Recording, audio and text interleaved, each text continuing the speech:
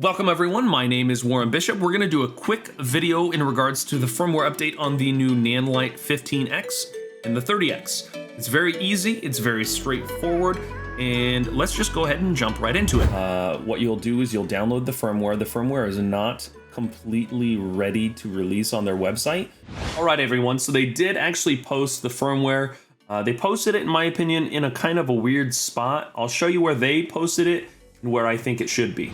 All right, so here we are. We're gonna go to nanliteus.com, and what you're gonna do first is you're gonna go to the Learn tab, and this is where their blog posts are, and you're gonna scroll down, and right here where it says tips for updating the firmware of Nanlite Pavotube II X2 lights, click on that, and you're gonna scroll down. It's gonna show you, the update procedure, and you've got the download firmware here.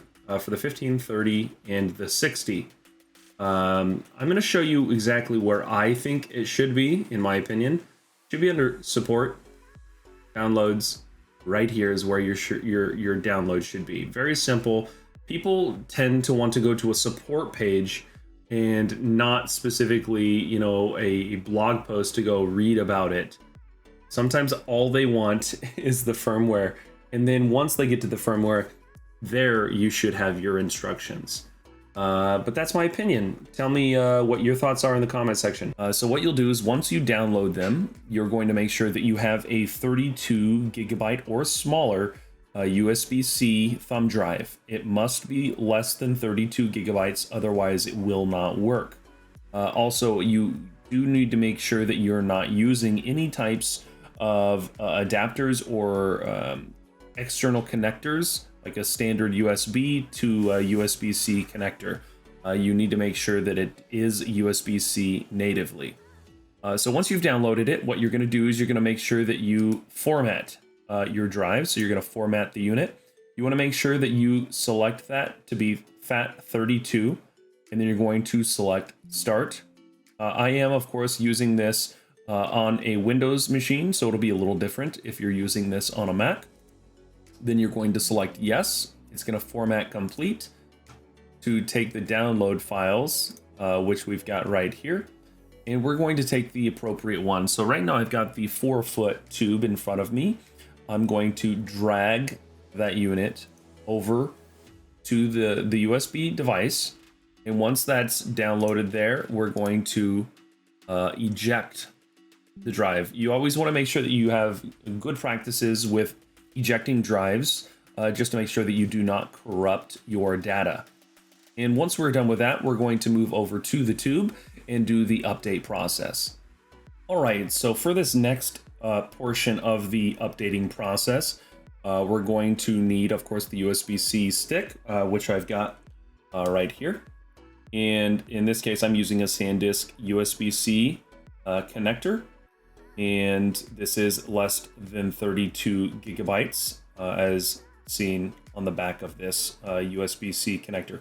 So what we need to do is we need to make sure, of course, the light is turned off, which the light is. It is currently turned off. We're going to insert the flash drive inside the unit, and we're going to turn the light on. So right now it's telling us, found the firmware. This is version 2.01.03. It's asking me if I want to go back or update. We're going to choose the plus button. And what we're going to do is we're going to select the mode button.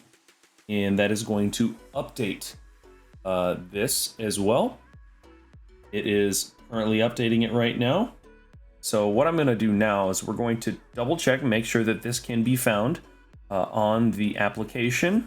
So we're going to jump into the app real quick and make sure that that is indeed also working. All right, so the firmware has just finished updating, so we're going to test the app and make sure that this does indeed work. So what we're going to do first is we're going to create a scene. We're going to hit a new scene. We're going to name this Studio. And we're going to hit Create. We have now named it Studio, and we're going to select that, and then we're going to have the option to add fixtures. So you just hit the plus button, and once you hit the plus button, you can select via Bluetooth. All right, and once we get to this moment where we're in the app where it says via Bluetooth, you're gonna notice that it doesn't show any fixtures. So what you'll need to do next is you'll need to make sure that you're currently on the menu portion of the tube, and you're going to select switch until you get to Bluetooth reset. Once you get to Bluetooth reset, hit the plus button. It's gonna ask you, do you want to go back or reset? Hit switch, and then you're gonna hit mode. That's going to reset the unit, and as soon as that happens, you're gonna notice that the fixture now has shown up inside the app. We're going to hit the little bubble on the right to give it a check mark and select done.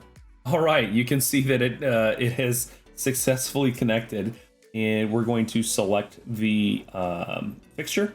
We're going to move the dimmer down. As you can see, we are controlling this wirelessly, as I'm not touching the actual buttons on the fixture.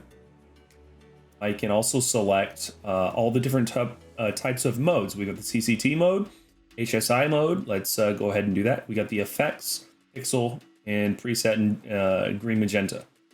So we're going to select the HSI mode, and we can quickly move or just tap, in different areas on the actual color wheel, whether it be like a desaturated center, or if we wanted something to be very saturated towards the edges, we can do that. Not only that, we can of course boost the brightness, as you can see, or lower the brightness. And I believe you can jump into the app a little further and kind of get your bearings, but it works really well. It's very simple and intuitive. Of course, they're going to be improving this over time with your input, my input, and everyone else. I think it's great. It's been a long time coming, and I think everyone's going to enjoy it. So that's pretty much it, everyone. I hope this helped you out with your application and your tubes. If you liked the video, please give it a thumbs up and subscribe to the channel. I will continue to do videos like this in the future, and also I do stream on YouTube now, and I have a Discord. So if you'd like to chat and ask further questions or just be part of the community, you can see that in the description below. So until next time, is that usually right here where someone puts in like their own little tagline at the end? Is that even necessary anymore? I'm curious to know your thoughts. Are like sign-offs overused? I think so.